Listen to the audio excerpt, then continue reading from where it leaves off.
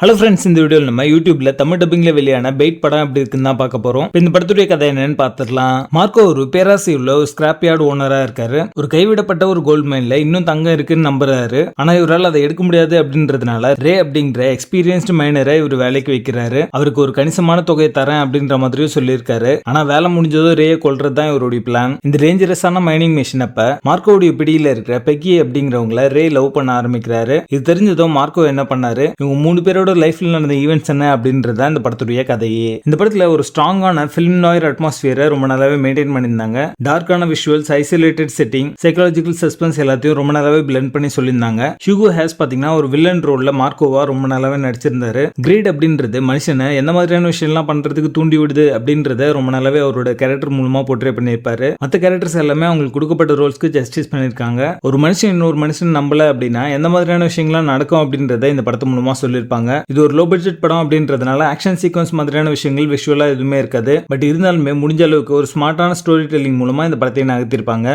Greet, betrayal, obsession மாதிரியான விஷயங்கள் பத்தின ஒரு மாரல் மெசேஜ் சொல்லி இந்த படத்தை முடிக்கிறாங்க. படத்துடைய பேசிங் பாத்தீங்கன்னா ரொம்ப ஸ்லோவா தான் இருக்கும். ஸோ மாடர்ன் ஆடியன்ஸ்க்கு இது எந்த அளவுக்கு செட் ஆகும் அப்படின்றது ஒரு கேள்விக்குறி தான். படம் ஆரம்பிச்சு முடிகிற வரைக்குமே எல்லா சீக்வன்ஸும் நீங்க ப்ரெடிக்ட் பண்ற மாதிரி அமைஞ்சிருக்கு. இந்த படத்துல த்ரில்லிங்கான சீக்வன்ஸ் அப்படின்ற மாதிரி எதுவுமே இருக்காது. ஜஸ்ட் டைலாக்ஸ்லேயே இந்த படம் வந்து நகரும். சப்போர்ட்டிங் ரோல்ஸ்லாம் இன்னும் கொஞ்சம் பெட்டரா வந்து டெவலப் பண்ணிருக்கலாம் அப்படிங்கிற மாதிரி தோணுச்சு. படத்துடைய பேசிங் ஆவரேஜா இருக்கும். மொத்தத்தில் இது ஒரு ஒன் டைம் வாட்சபிள் மூவியா வந்திருக்கு. படத்துல அழகான இருக்கு. இந்த படத்தை நீங்க ஃபேமிலியோட பார்க்காதீங்க. பெயிட் படத்துக்கு எங்களோட ரேட்டிங் 5.5 out of 10.